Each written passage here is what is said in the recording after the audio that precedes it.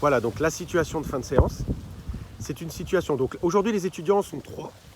Dans un TD où vous êtes 12, 15 étudiants,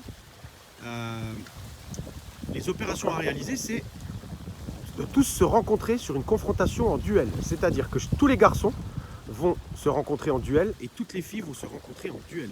Vous pouvez reculer un peu, c'est l'étrave derrière la bouée.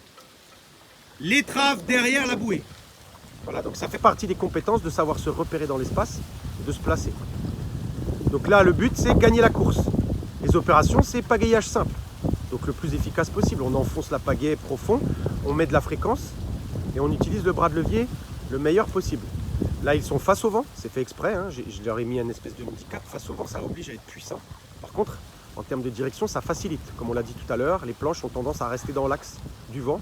Donc ils n'auront pas trop à gérer la direction, mais vraiment, cette fois-ci, la puissance. 3, 2, 1, top départ. Donc celui qui arrive le premier à la bouée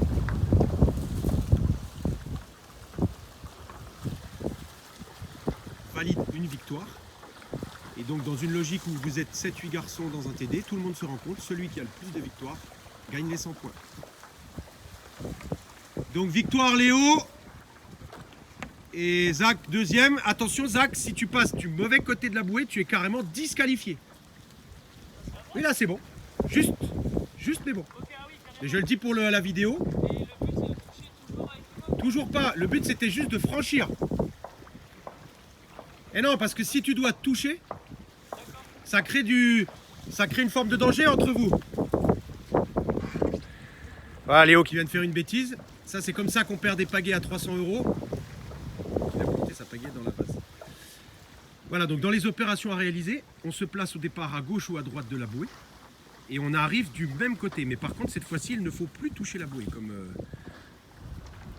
comme le pensait Zach. Parce que là, sinon, ça veut dire que moi, j'amène 2 étudiants à se rapprocher. Et donc, ça crée du danger. On peut prendre un coup de pagaie, on peut tomber sur la planche de celui d'à côté. Donc, c'est pour ça que bon, Zach n'avait pas compris la consigne. Mais là, le but, c'est de franchir la ligne virtuelle que matérialise la bouée, mais du bon côté.